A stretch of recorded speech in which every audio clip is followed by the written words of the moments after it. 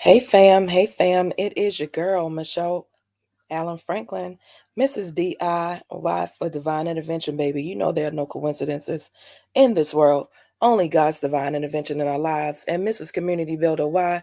Because you know your girl is always bringing you the good information, the things that you need for your mind, your body, your spirit, and your emotions.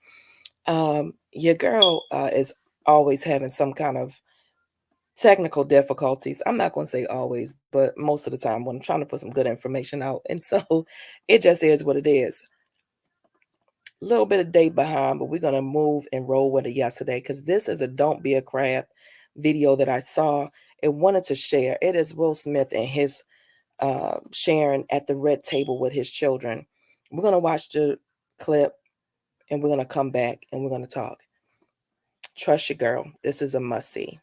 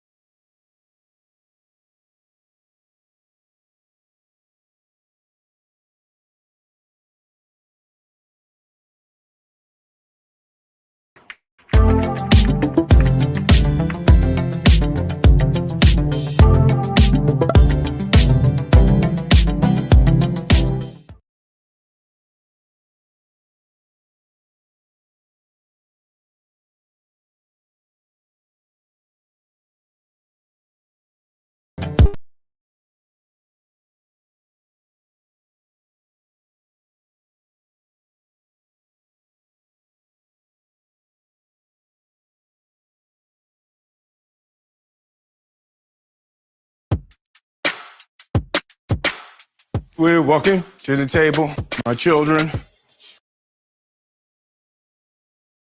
It has been some time. With the chitlins. Hey. Welcome, all my kids.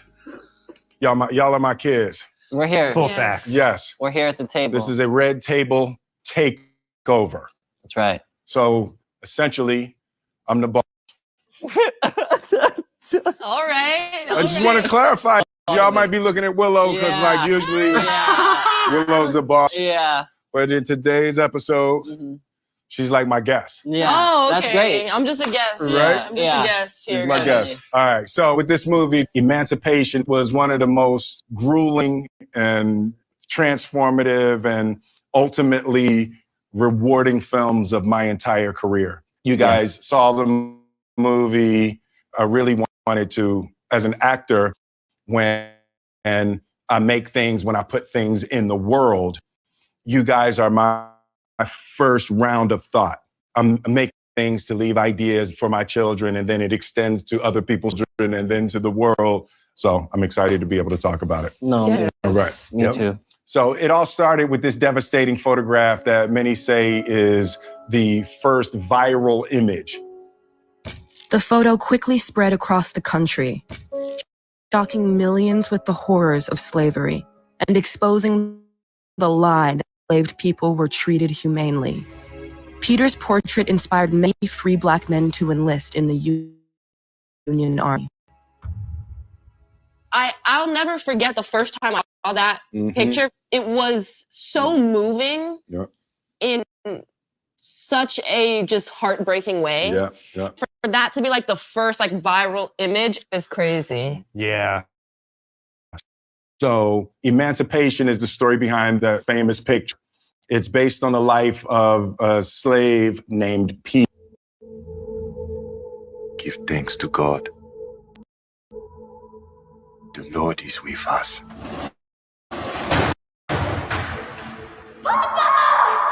I will come back to you.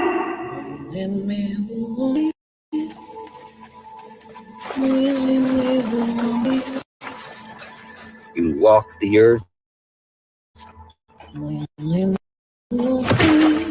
because I let you. I'm your God now.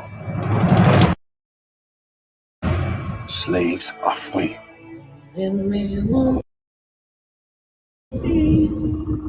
We must get to Banush through this swamp. Because army is dead. There are many ways to die in a swamp.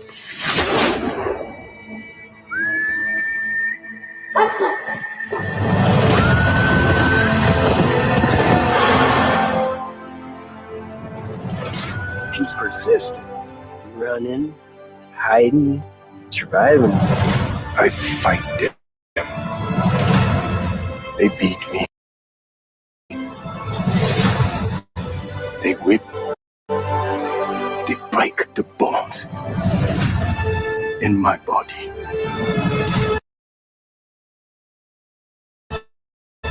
More times than I can count.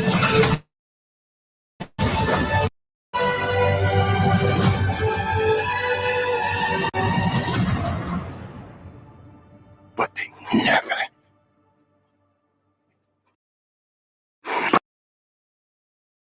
break me.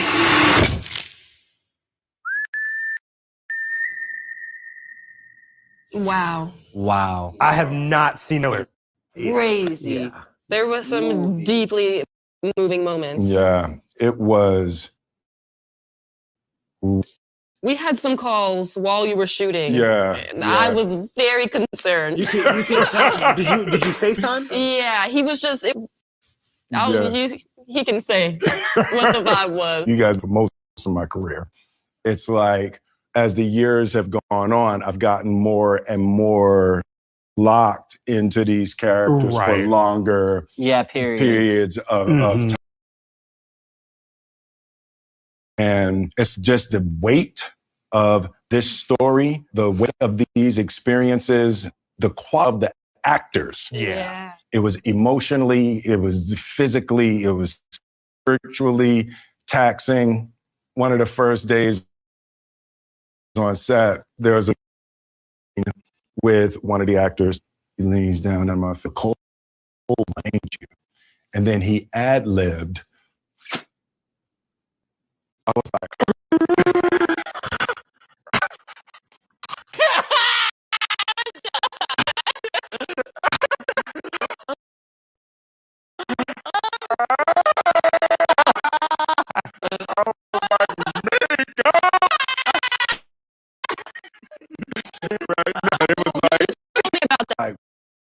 whoa.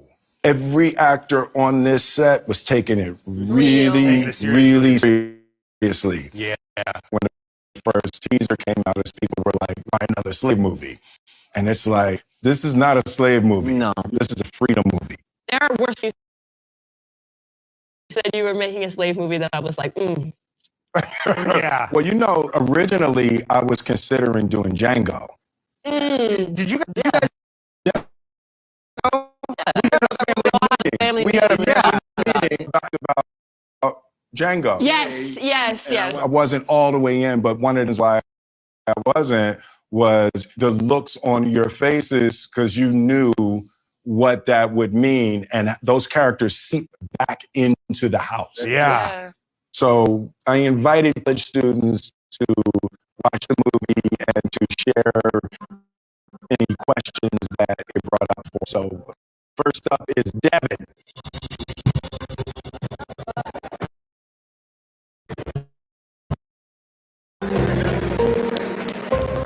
I just finished watching the film, and honestly, it feels like I just a terrible nightmare. My whole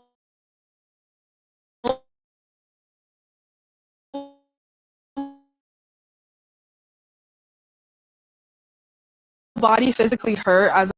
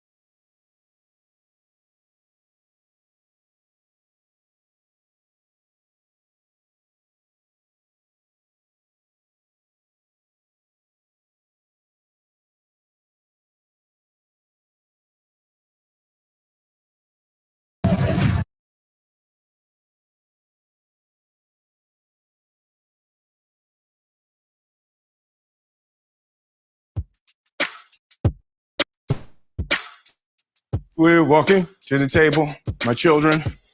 It has been some time. With the chitlins. Hey. Welcome, all my kids. Y'all are my kids. We're here. Full Yes. facts. Yes, We're here at the table. this is a red table takeover.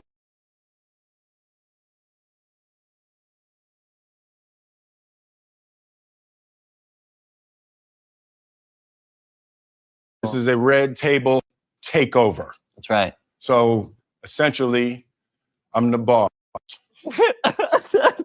All right. I just want to clarify it because y'all might be looking at Willow because like usually Willow's the boss. Yeah. But in today's episode, she's like my guest. Yeah. Oh, okay. That's great. I'm just a guest. Right? I'm just a guest here. She's my guys. guest. All right, so with this movie, Emancipation was one of the most grueling and transformative and ultimately rewarding films of my entire career. You guys saw the movie.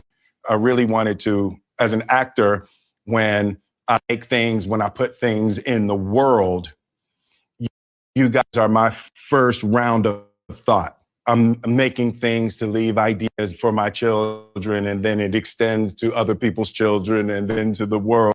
So I'm excited to be able to talk about it. No, me too. Right. Me too. So it all started with this devastating photograph that many say is the first viral image. The photo quickly spread across the country, shocking millions with the horrors of slavery and exposing the lie that enslaved people were treated humanely. Peter's portrait inspired many free Black men to enlist the Union Army.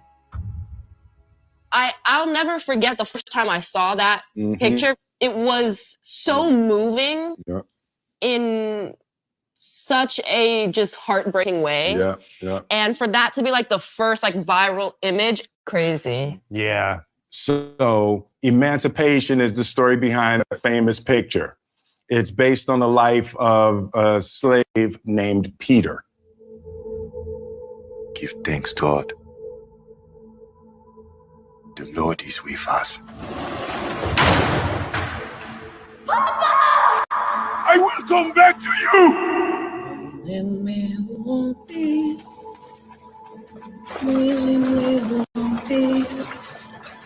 You walk the earth because I let you. I'm your God now. Slaves are free. We must get to Baton Rouge through this swamp. Lincoln's army is dead. There are many ways to die in a swamp.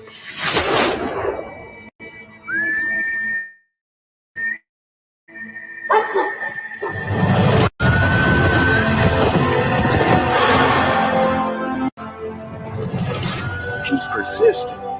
Running, hiding, surviving. I fight them. They beat me. They whip me. They break the bones in my body more times than I can count.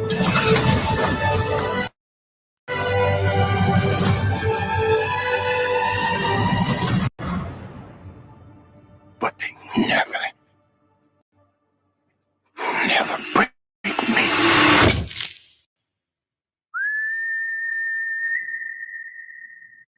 Wow. Wow. I have not seen the trailer. Crazy. There was some deeply moving moments. Yeah, it was rugged. We had some calls while you were shooting. And I was very concerned. You can tell. Did you FaceTime? Yeah, he was just, it was, he can say what the vibe was. You guys been around for most of my career. It's like, as the years have gone on, I've gotten more and more locked into these characters for longer periods of time. And it's just the weight of this story, the weight of these experiences, the quality of the actors. Yeah. It was emotionally, it was physically, it was spiritually taxing. One of the first days on set, there was a scene with one of the actors, He leans down in my face and he said, "You're a cold one, ain't you?" And then he ad-libbed. I was like,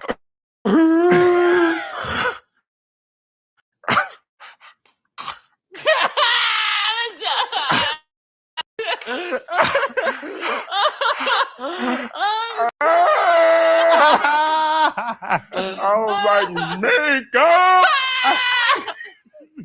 Right? No, but it was like, you told me about that. I was like, whoa. Every actor on this set was taking it really seriously. Yeah. When the first teaser came out, as people were like, why another slave movie? And it's like, this is not a slave movie. No. This is a freedom movie. There were some parts of me when you said you were making a slave movie that I was like, Yeah. Well, you know, originally I was considering doing Django. Did you guys know that? Did you guys know? Yeah. We had a family meeting. We had a family meeting and we all talked about Django. yes. I wasn't all the way in, but one of the main reasons why I wasn't was the looks on your faces, because you knew what that would mean, and those characters seep back into the house. Yeah. So I invited college students to watch the movie and to share any questions that it brought up for them. So first up is Devin.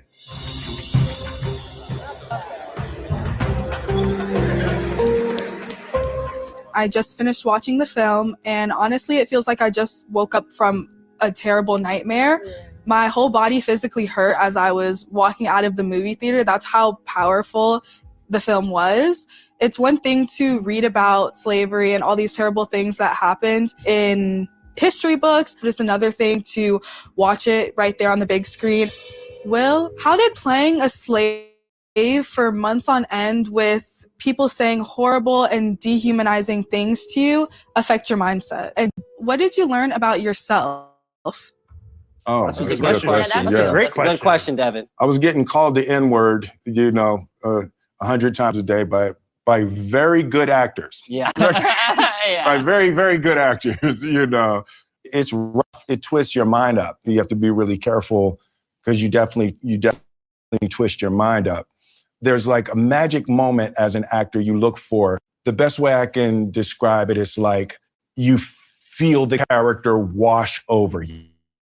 Yeah. It'll be wardrobe, it'll be a scene, it'll be the dialect, something. Yeah. What happened is we were trying on the neck chains. So it's 6 weeks before shooting and they're trying to get the right size and the right weight. Let's go! No! This feels horrendous. Won't be too much work to find this character. Putting the chains on. Oh, man. As an actor, you're always trying to find the thing that makes you understand the character.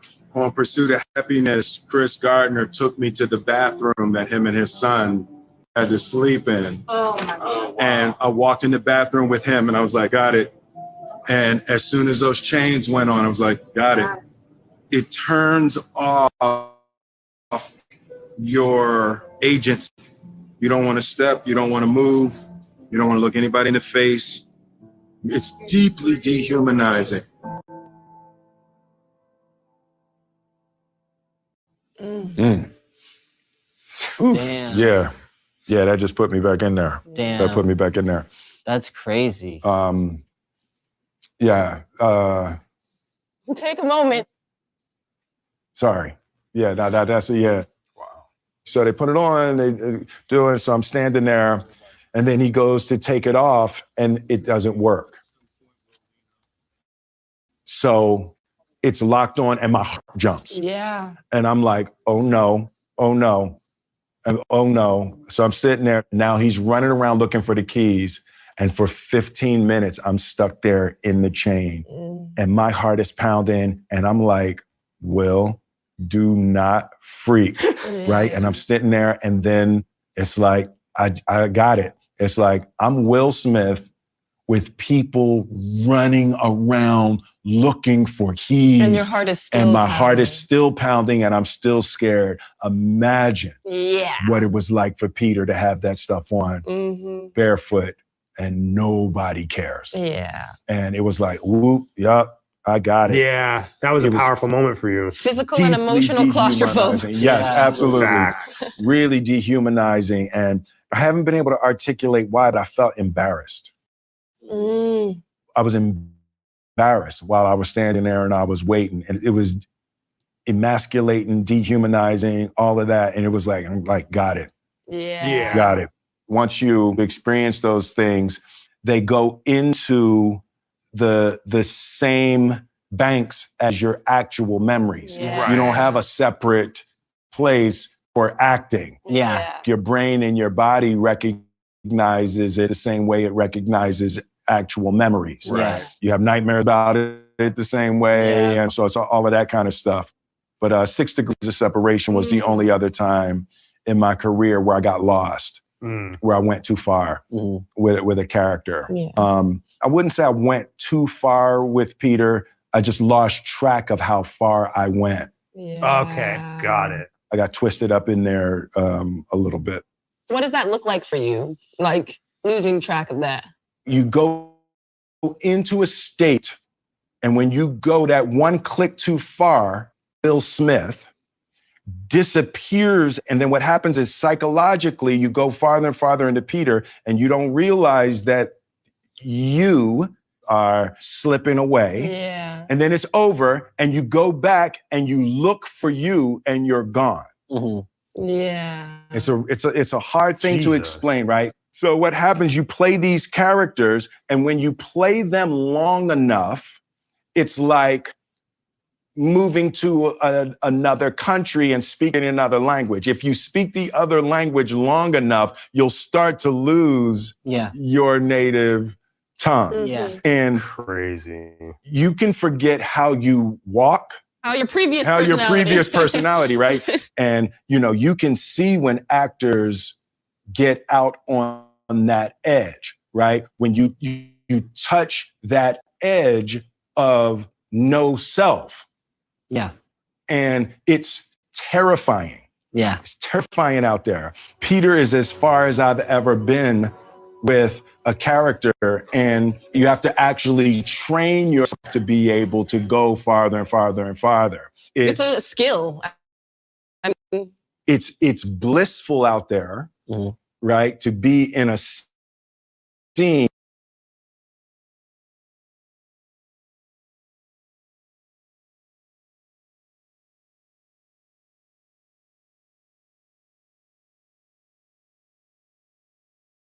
and you have that moment on camera when you forget and you're lost.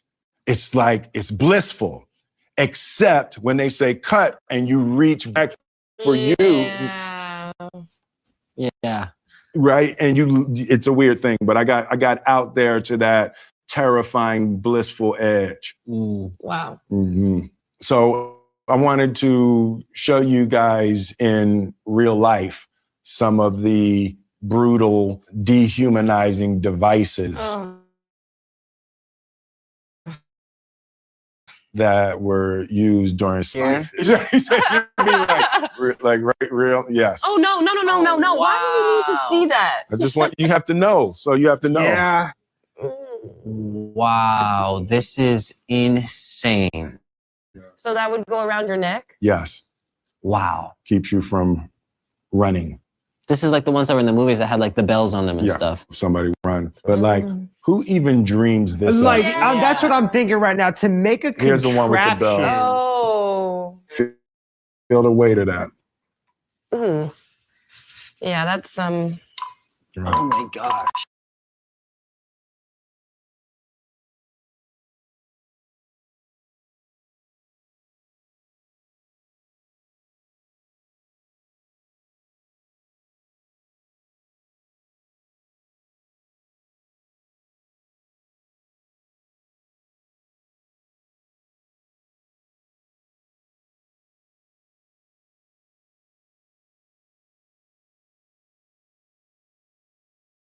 And just feel the weight of that, what it would do on your neck. Imagine somebody puts that on your neck, they can take any of you away.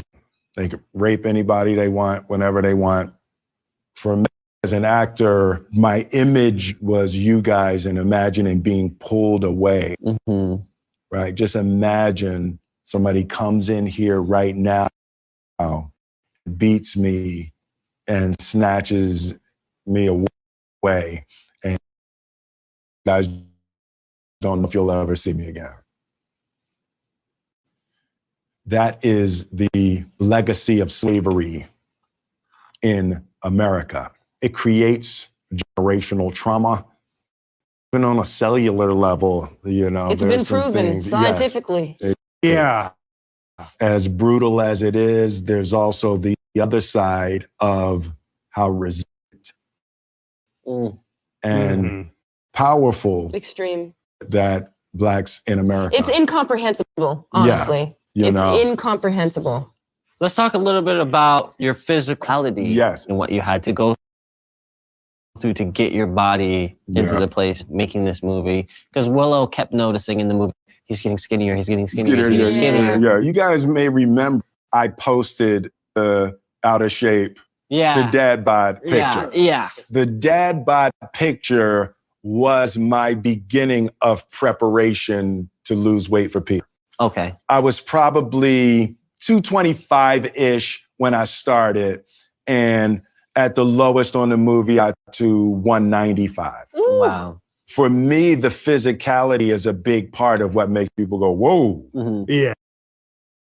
You know, to be able to transition and manipulate your body as an actor is a big part of the suspension of disbelief for people. And actually being out in the swamps. Yeah, I'm sure you were just losing weight just being there. Yeah, just it's hot, it's nasty. You're in the swamp, your hands are dirty, so you don't really want to grab food and eat. You were really in it. Yeah, I went in there deep. It's insane. What's the most impactful part of the movie for you? So there was and I can't even talk about Peter without being all teary. So, but y'all see me cry all the time. Y'all see me cry all the time. So, Peter said in his writings, or probably dictations to somebody, but the things that exist historically, Peter was beaten into a coma. And in the coma, he said he met God. And it's right in the middle of the movie, and he's been running for a few days, and there's no food and no water, and out in the swamp, and he's there, and he's feeling lost, and he's feeling turned around, and his hearing's going a little bit, and he stops, and he gets himself together, and he goes,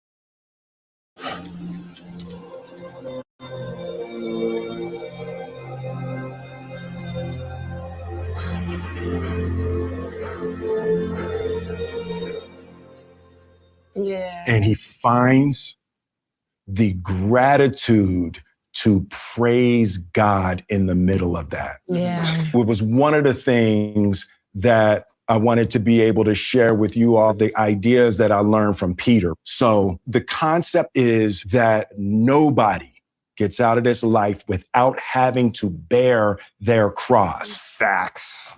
Right? Facts. So you may not have to bear it to the level that Peter had to bear it, or to the level that Jesus had to bear it. But the only way to be here joyfully is to be grateful for the cross you've been given to bear. You have to know that suffering leads to salvation. Fully. And the only thing that would make you not reach the promised land is giving up. And Peter knew and trusted God fully that all he had to do was bear his cross with gratitude. He was saying, thank you, God, in the middle of that. Peter's faith throughout the whole movie was something that really stuck out to me. Absolutely. As well. Peter has absolutely changed my life, you know, so yeah. It's beautiful. I heard a great quote. The only way to be here is you have to learn how to have an open heart in hell. Yeah, 100%. Yeah. Here's a question from a theater goer from Los Angeles. What we got? My name is Stacey Ramsey. I'm 23 years old, and I went through so many emotions throughout this whole movie, to be honest. Some were sad, some were happy, some felt really familiar because no matter what it is that you go through, there's so many things, whether it's people, work, family, that try to break parts of you, and it's so important just to push through and not let them break you. I have a question for Will. I just would really like to know, what form of personal suffering did you tap into to execute this role? Wow, that's a crazy question. I don't have, thank God, anything in my life comparable to what Peter experienced. There's a universal suffering that I think we can all connect on. But I don't know what I would actually do in the face of that kind of demonic malevolence. Oh, yeah. To be really faced with the true darkness. I've had moments within myself where I've had to face things, but like to look into the eyes of that kind of malevolence. It's either you are enlightened or you go crazy. Yes, exactly. There's no. You either become enlightened or it breaks you. Yeah. Like, that's it. There's a term Plato used that puts those together, divine madness. Yes. That there's a certain divine madness that I was trying to depict from Peter. Because when you stop and you pray in that moment. When you're being chased by people with dogs and horses. That is a taste of divine madness. Yeah. That's what I learned from Peter. Like the idea of the darkness being the road to light. Yeah. Facts. So one of the most critical moments in the movie for me was the speech that Ben Foster's character gives. Yes. The story. Telling the story of his nigger house girl. And what was so beautiful about Ben's portrayal is he loved her. You can tell. And what I love is that you can see his heart was taught to hate. Yeah. Yeah. My father was a corn husker. Mother passed when I was young, so the job of raising me fell on our house girl. She took care of me. She fed me, she washed me, she taught me things. She's my friend.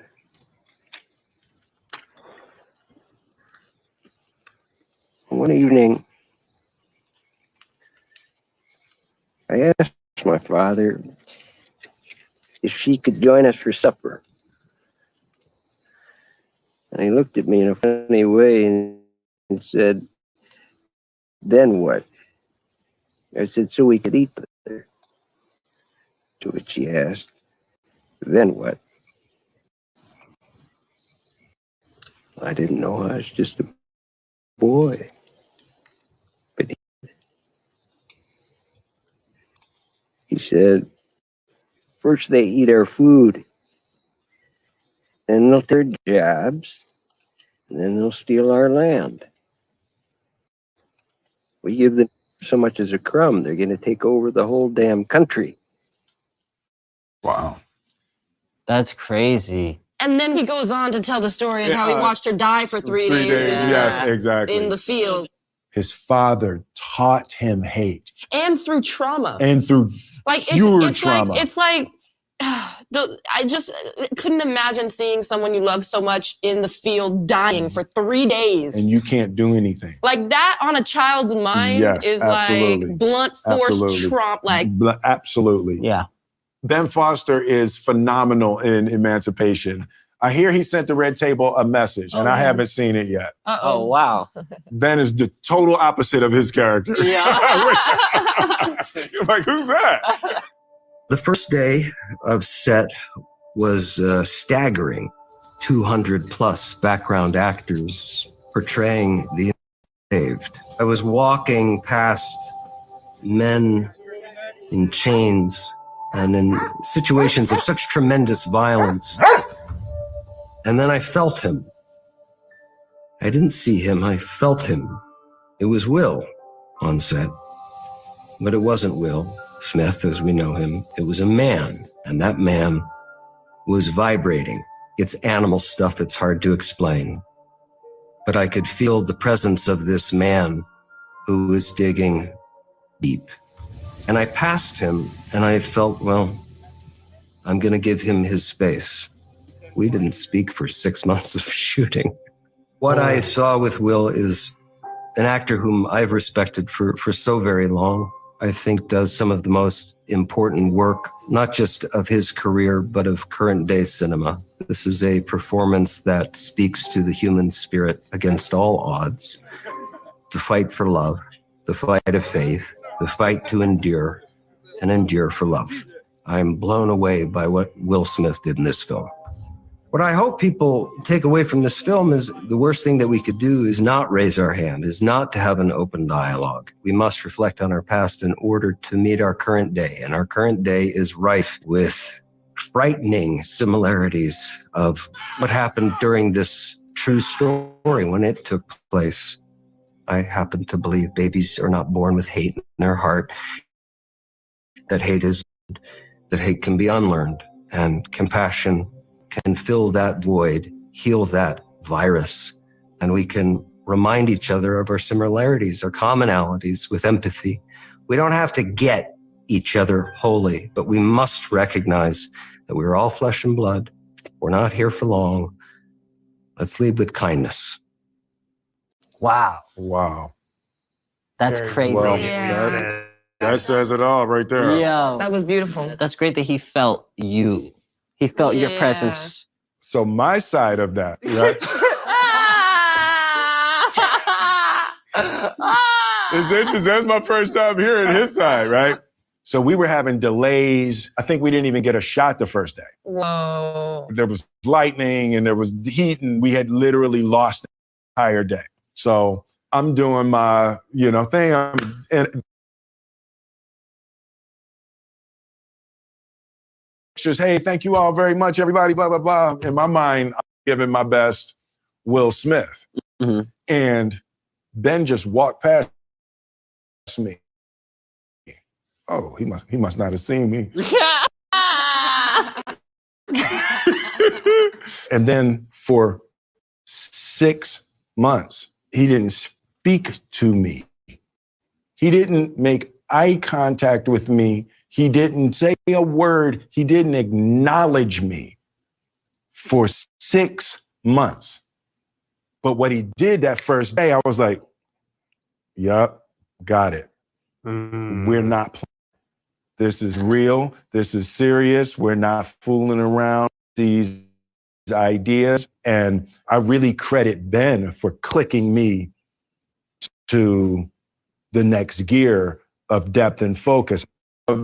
The final day, me and Antoine are at the monitor looking at the shot, and Ben comes over. He never came to the monitor, ever. Yes, So he's there, he comes to the monitor, he watches the shot, and Antoine said, I'm happy. We got it. And then I look over at Ben. It's his last day. He says, nice to meet you, Ben. Stop! Yo. That's crazy. Yeah. I was like, yeah, because it was like, because we had been through that whole movie together, bro. Yeah. That is crazy. Did you guys talk at all after that? Well, you had to keep He left. He flew out. He went home. It was his last shot. His last day. Because he went from.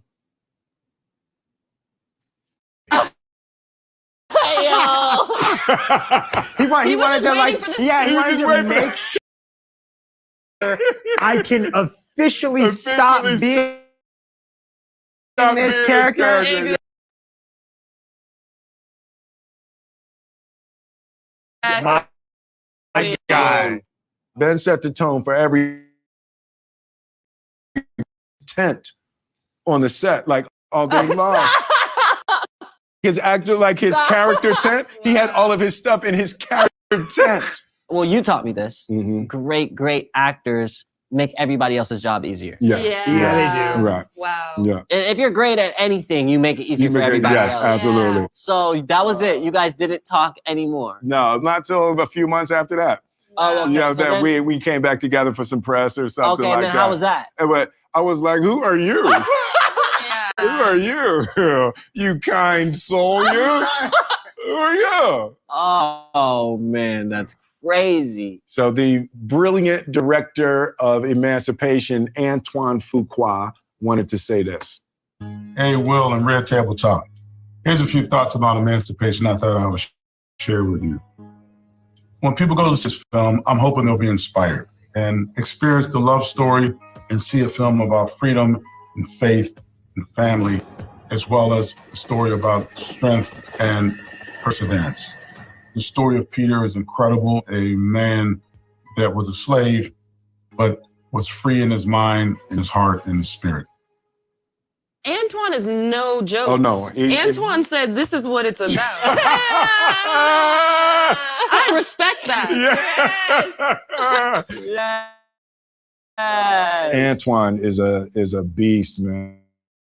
He created something I think is a real masterpiece. Yeah, it really is. The DP, Bob Richardson, put his thing down with this movie. The cinematography is insane. And I've never seen any movie that just visually looks the way that the one does. Yeah. For sure. Yeah. One of the things that Antoine said that was great about that texture, The tone. he said he wanted to drain the color out of the Confederacy. Right? Wow. For that not to be glorified. Wow. There's a great shot with Peter firing a gun at one of the last moments in the battle with the American flag going by in the background. Got it.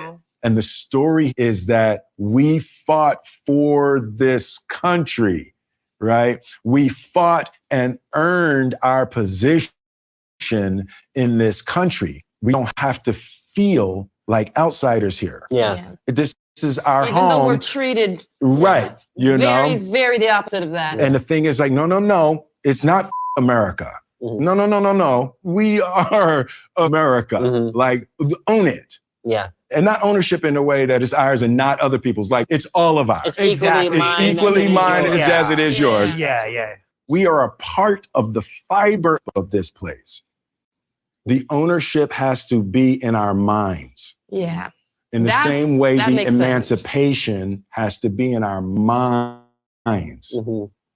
Like, Peter was enslaved, but he was never a slave. But he was free within. He was free. And he really was. Yeah. When I was growing up, you know, because Daddy-O was in the Air Force. Oh, damn. Yeah, so Daddy-O raised me like American. He raised me with the idea, if somebody said, go to Africa, nope, you go back to wherever your people came from. Yeah. I'm here. You go back. Right? I have this conversation with people a lot of the times where they're like, this thing that you're talking about is so dark, or this thing that you know, are shining light on is so terrible. But it's like, we can never forget about the history of the reality, because if you don't know that those types of things are possible and people can do that to people, then, you know, you have to move throughout the world knowing history. You know what I mean? Like, those who don't know their history are doomed to repeat. Doomed to repeat it. Yeah. There's another one I really love. The one thing we learn from history is that we don't learn anything from history. Yeah. We do it all over again. Yeah. Exactly. We do it all over again. And I'm hoping that it won't be the case. Yeah. It was really critical for me, for you guys and really your generation, to see this movie and to understand the foundations of this story and what it means in this country. Yeah. You guys were born with a black president. I remember when Barack Obama got elected, and we were crying, and you guys couldn't be like, knew he was going to win. It was like you guys grew up in a largely different era. So to me, it's really important when you know where you've been, it helps you get a better sense of where you're going or even why certain things are the way that they are. Yeah. Yeah. Right? Before we wrap, yes. We have a message from your biggest fan. A message from my biggest fan. Uh-oh. Yeah. Oh, who is it? Hey, babe, this is your mama. And my anticipation is I just couldn't believe what a wonderful job that you performed because Peter just came right through. And I looked and I knew, I said, oh, that is my child. But Peter just exuded through you. And I just, you just left yourself and just became Peter. When Peter was in the swamp and he's there and it seems like forever in that water. And I wish I could have just gone in and just gotten you out. Well, I know how much hard work and dedication you put into making this movie come to life. I can't wait for the world to see it and learn from it. I'm going to tell everyone that I know that they definitely need to go. I love you so much and I'm so proud of you. And Trey, Jaden, and Willow, Mama loves you so much. We love you, Mama. Thank you, Mama. Clap her in. Clap her in. Clap her in. Clap her in. Clap her in. Clap her in. Clap her in. Yeah. I'm so glad that we were able to have this conversation. I felt like I learned so much and that the entire youth is going to learn so much. Emancipation is streaming now on Apple TV+. Yes. Thank you. Yeah. Thank You ready? Where y'all at? It's a red table takeover with my kids, Willow, Jaden, Trey. I'm the boss. I'm in charge.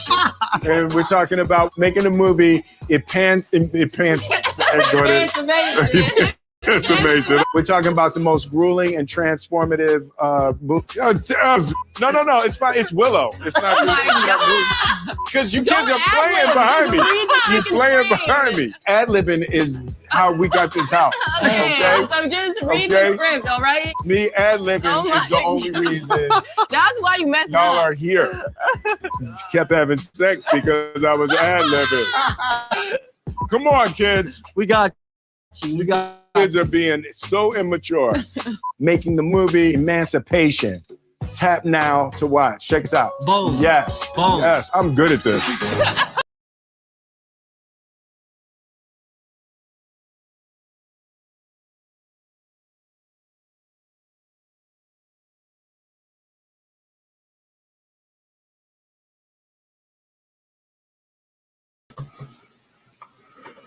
Okay, fam. All right. It is your girl, honey. I have not seen Emancipation, but that definitely did make me want to watch the movie. And as I was watching it, y'all know my mind is a little bit different. You know, what your girl does is I always look at things as how it relates to my life, how it relates to your life, and how it subconsciously plays a role, right? And so the first thing that I thought of this morning, the first time that I watched it was this morning, right? And I was like, oh man, I got to share this. But the man that Will was playing, this is a true story. The man that Will was playing, he said, they beat me, they whipped me, they break my bones. And he said, but they will never, never, never break me. And I just thought about life and how, you know, in the midst of crazy and life gets to life. And like, I've had so many people that are feeling so helpless in their situation and feeling like their situation is never going to get better. And I just want to give some hope to people. Like, you know, it doesn't matter what happens, just keep walking, like just keep going, because life is going to life, like things are going to happen, right? We really don't have any control over that, but understand that storms don't last always. Trouble don't last always. And it don't even matter what it is that you're going through. Best believe there's an ending to it, right? The light has to come sometimes. I know I'm in situations sometimes where I feel like darkness is just like, when is it going to be over? Like, it's been dark for a long time. but I promise you, just like keep walking. And so I got like 7 points I want to go over with you real quick. These are just thoughts that came to my mind because, again, I felt like Will said it. This is not a slave movie. It's a freedom movie. And for me, it is what freedom do you have in your life, right? Because subconsciously, the way that I see things, subconsciously, when we are allowing fear, shame and guilt, jealousy, anger, unforgiveness, those are all chains. Right. And y'all saw those shackles that they had around their necks and that they would put on their arms and they would have on their feet. Guess what? You're holding yourself. That's what you have around your neck. Imagine that. That's what you have around your wrist. That's what you have around your feet.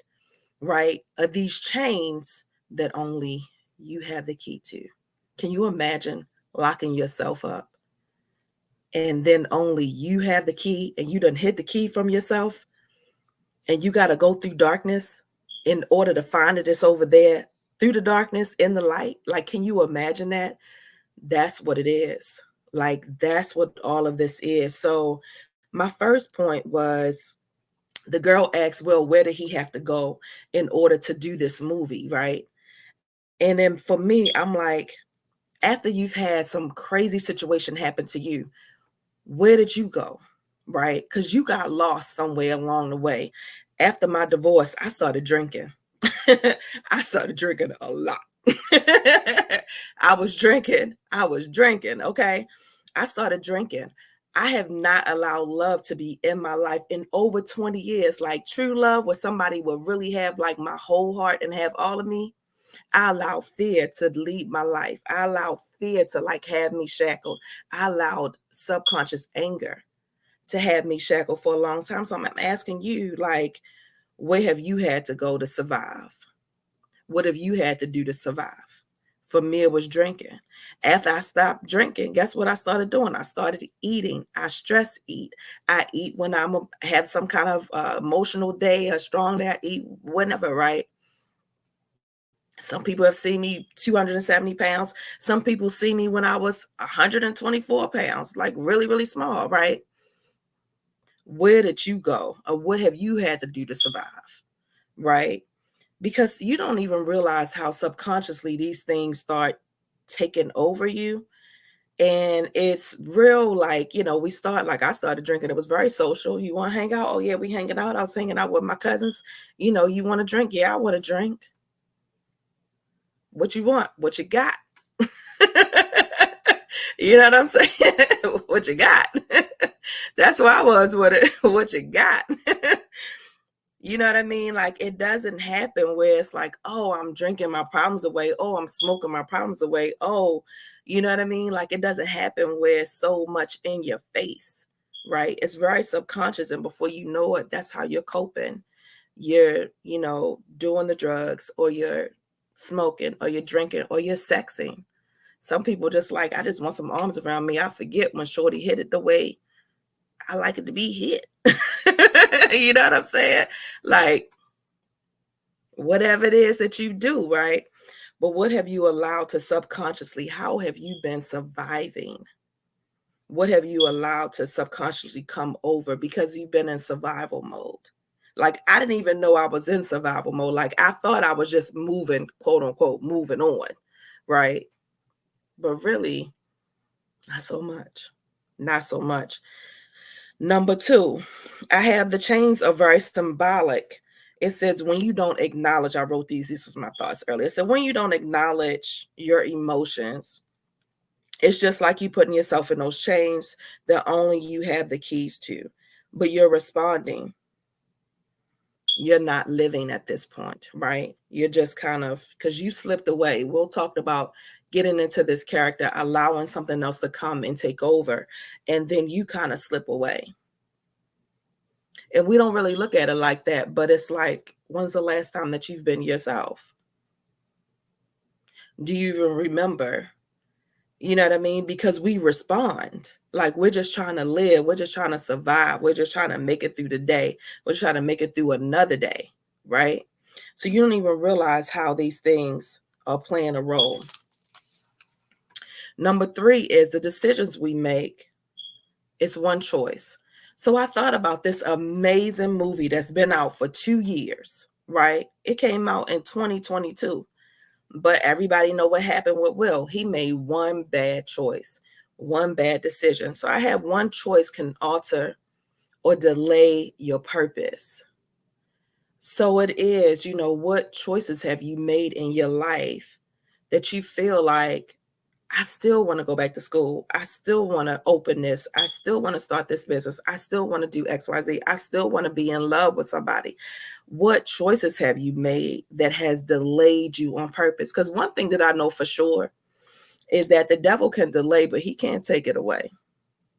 He can delay, but he can't take it away. But his goal, y'all, is to delay you so long that you get to your deathbed and full of shame, full of guilt, full of regret, right? And he like, I got another one.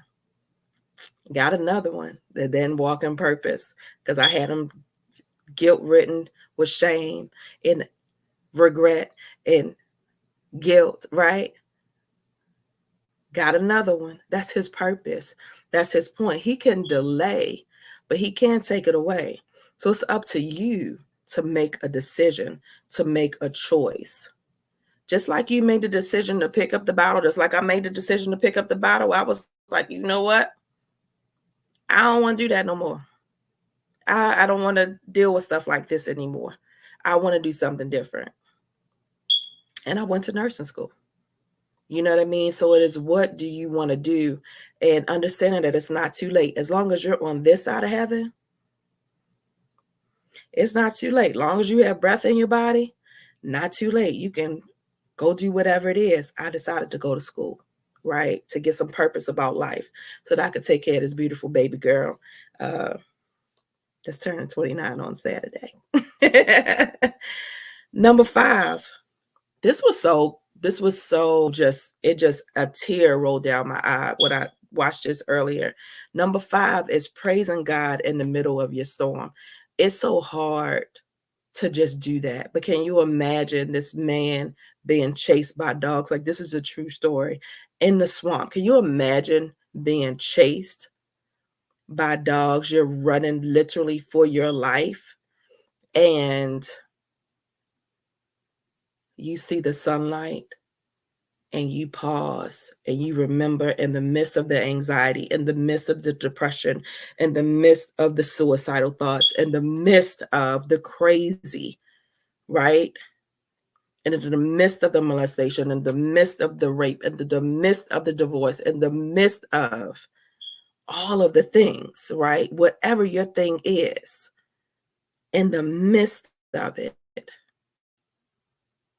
to pause and praise God in the middle of your storm.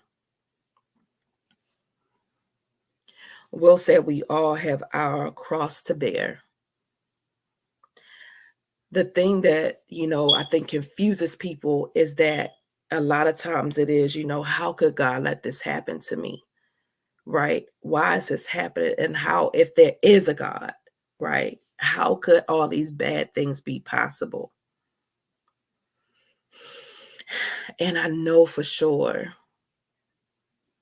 there's nowhere in the Bible where it says we won't have our own cross to bear. Like, there's nowhere in there that says we won't go through life. Life is going to life. Things are going to happen, right? Even people that commit suicide, and the people that are left here may be angry with God, but at the end of the day, that wasn't God's choice. That was that person's choice. And that is a hard pill to swallow, right? It's hard to think about it that way. But everybody, you, I, whoever, we have a choice. We make the choices. We make the decisions. God didn't even say everybody is a Christian. You have a choice in that as well, right? Everything in this life is a choice. And so it's a hard pill to swallow, but it is, what is your cross to bear? And the anger that comes with that, right? I talk about, demonic spirits and demonic entities and how the devil shows up in our lives. Very crafty, right? He uses people that we love. He uses situations, you know what I mean? He knows very well how to get under our skin. He knows very well how to get to us, right? Very, very crafty.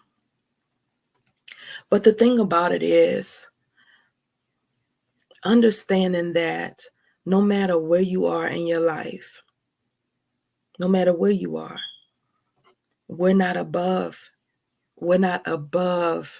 going through something, right? We're not above bearing that cross. Jesus bore the cross. We bear our own cross. And so it is, if you could just find some kind of way to find something in your crazy to be grateful for, right? Because even though you're bearing a cross, your cross don't look like so-and-so's cross. My cross ain't as bad as that cross. Take a minute and talk to people around you. Get on YouTube and Google whatever you're going through on YouTube and look at stories of other people that are going through similar situations that you've gone through and read the comments and read the stories and get some inspiration for gratefulness and understand that I might be in something, but it's not as bad as, right? What can you find positive in the crazy? It's huge. It's huge. Praising God in the middle of the storm, bearing the cross. He talked about faith. Faith is, I don't even know how I'm going to get out of this situation. I don't know when I'm going to get out of this situation, but I know that I will. That's faith. That's it. That's just so simple. I don't know how. I don't know when, but I know that I will. I know that I will. In nursing school, I used to cry. I was so stressed. I was so scared. I had this little baby girl to take care of. Husband is nowhere to be found, right? I'm doing all this on my own. It was so stressful. My hair was falling out. I didn't have enough money to pay for the bills. I didn't have enough money to, the repo man was coming for my car. Like, it was so much stuff happening. It just wasn't enough money. And my little $6 an hour, it wasn't enough money to do much of nothing extra, right? Just getting by the day to day. I didn't know how I was going to get out that situation. I didn't know how we was going to make it. But I had faith. I was like, you know what? If I do my part, I just keep walking. I'm going to just keep taking these classes. I'm going to keep crying and I'm going to keep crying and praying, but I'm going to keep walking. I'm going to do my work. I'm going to do my assignment. I'm going to keep going. And before I knew it, that 1 year in LPN school was over. And before I knew it, the 4 years in RN school was over and it was done. Right? On to the next thing to worry about and cry about and be stressed about, right? On to the next thing. All you got to do sometimes is just have a flashback and think about it, because that is where it is. It is a mindset. You feel like you're never going to be, it's never going to be over. It's never going to be, I don't know. That's the devil. I tell him, he sits on your shoulder. I tell, pluck him off. Pluck them off your shoulder, get them out your ear. That's why you got to keep you some positive stuff in your ear, keep you some positive stuff on the YouTube, like Google affirmations, Google positive videos, right? Keep the positive stuff in your ear. Look at people that are where you want to be, right? I could just imagine this man running and all he could see is his family. What is your goal? What is your purpose? Who are you doing this for? Who are you living for?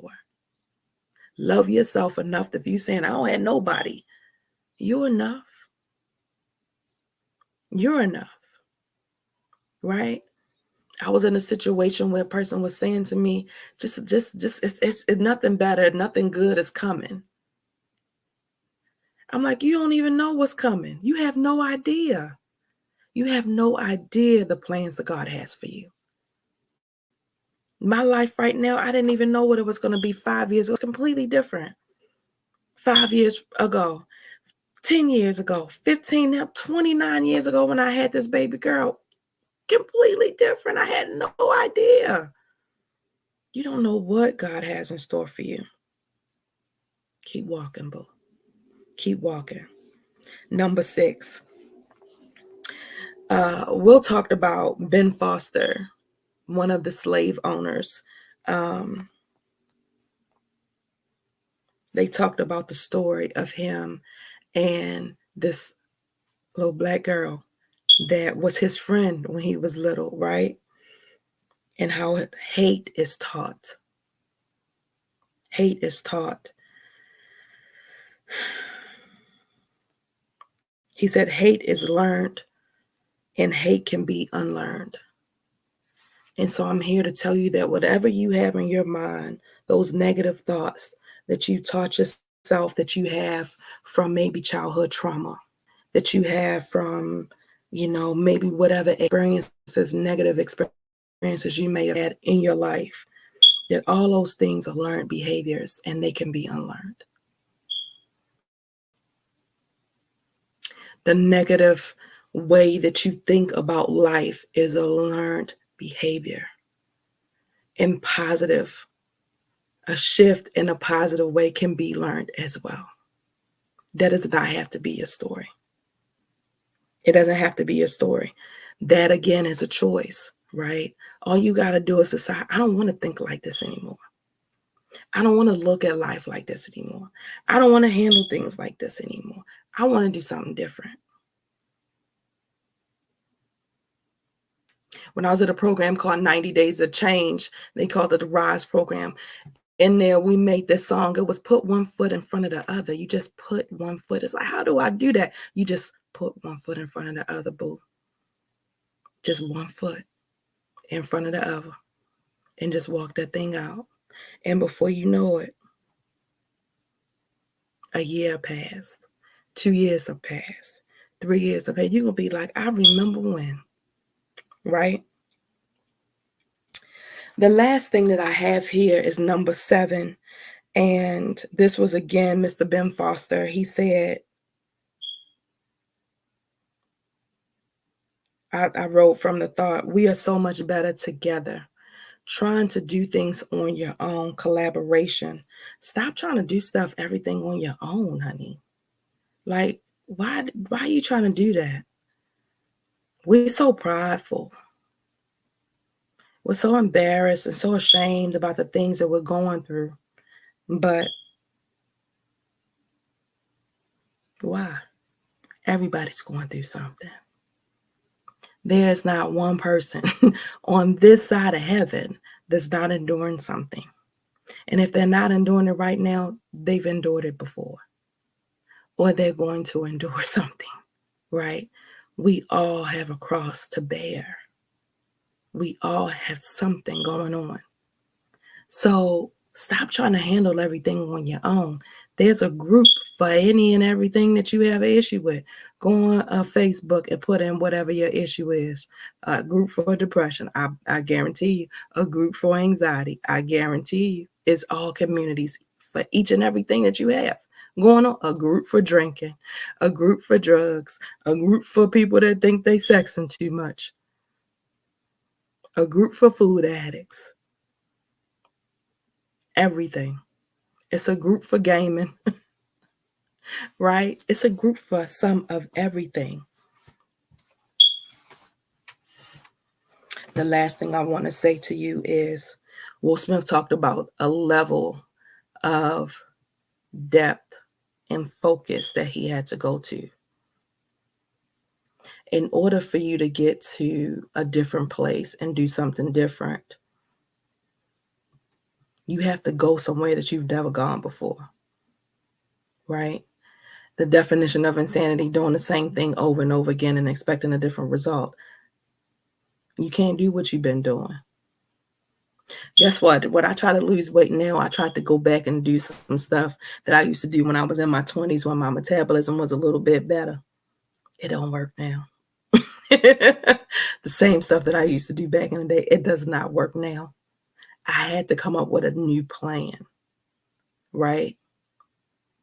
I have to have a deeper sense of discipline before the weight would just fall off.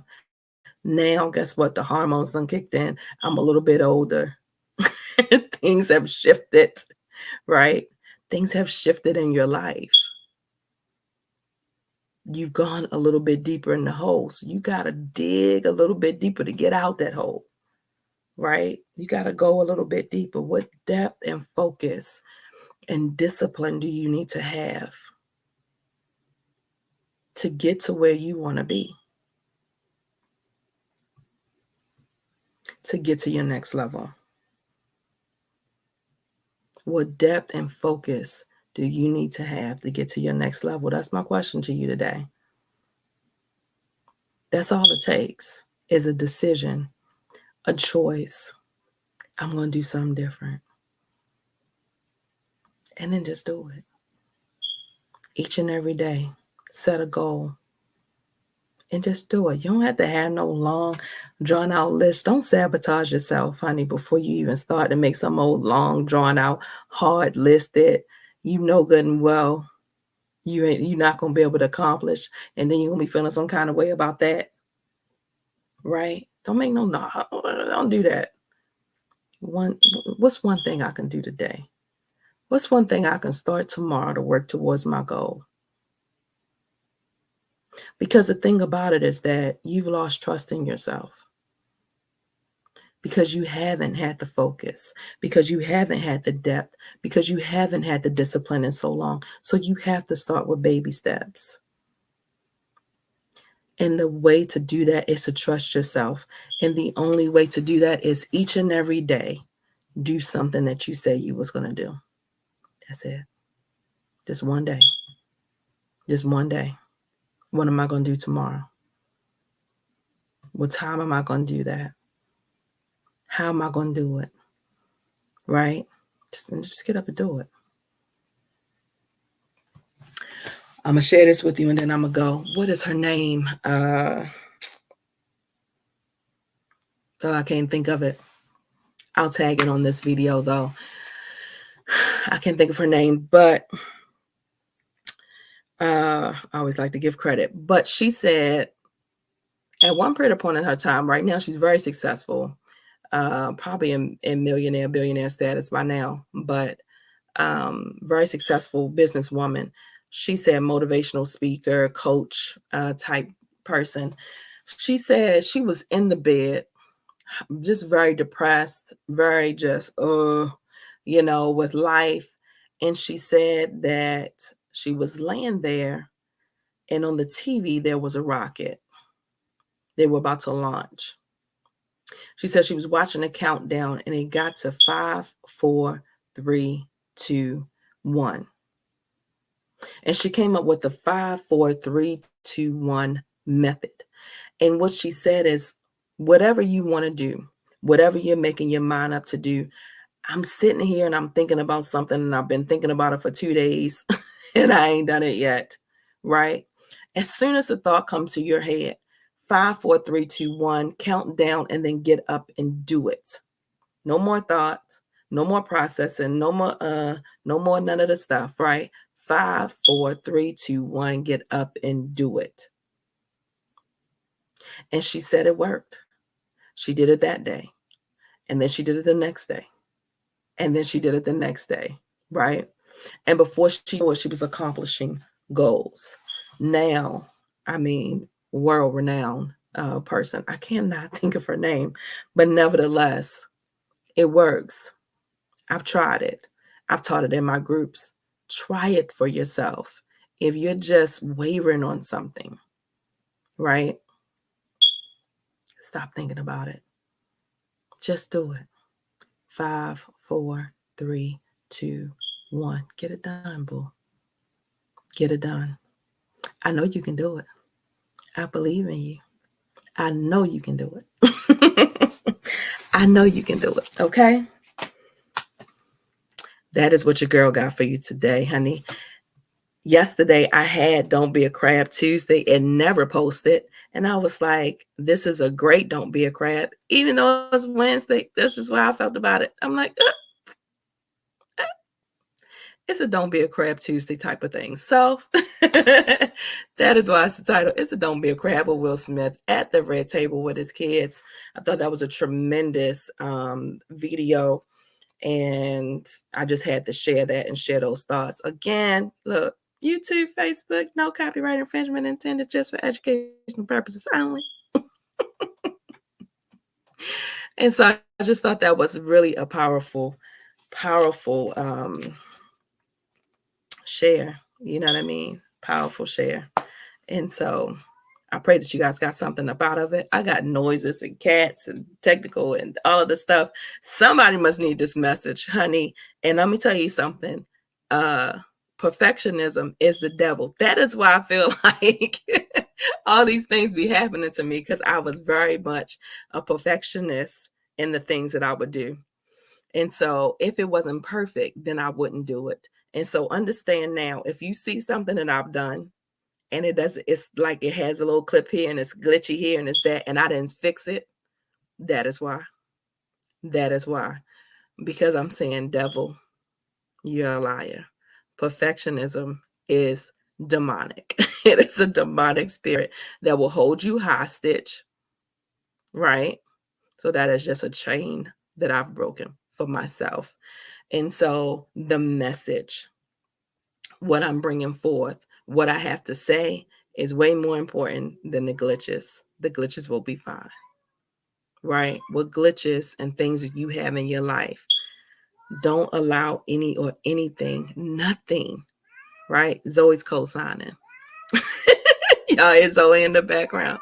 All of a sudden, like, hey, Zoe. Zoe's co-signing. Don't allow anything. Y'all hear Zoe? Don't allow anything. You want to come debut, Zoe?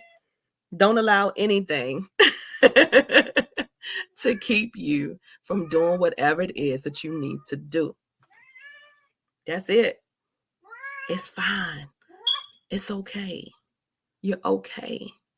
Keep going. Keep going.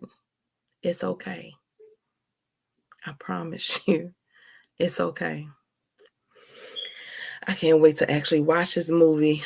I'm going to watch it, and I'll probably be back with some thoughts about that. But that's what your girl got for you today, honey. What I do is I help you to have the uncomfortable but necessary conversations with who, boo? With you. Why? Because when you make yourself better, you show up better, you're better for your family. You're a better wife. You're a better husband, right? You're a better child. You're a better auntie. You're a better sister. You're a better friend, right? When you have the difficult but necessary conversations, I call them the elephant in the room conversations that you need to have with yourself. Nobody needs to tell you what you need to fix, right? You already know. So that's what I got for you today, boo. It's your girl, Michelle Allen Franklin, Mrs. Michelle D.I. This has definitely been a divine intervention, honey, because know that not everybody is going to see this video, but if you're seeing this video, that means that the message is for you, or you have somebody that the message is for, or it's for both of y'all. I always say it's for both of y'all, but nevertheless, it's definitely a divine intervention, honey. A Miss Community Builder. Why? Because you know your girl is going to give you the good information, the things that you need for your mind, your body, your spirit, and those good emotions, honey. All right. I'll see y'all tomorrow.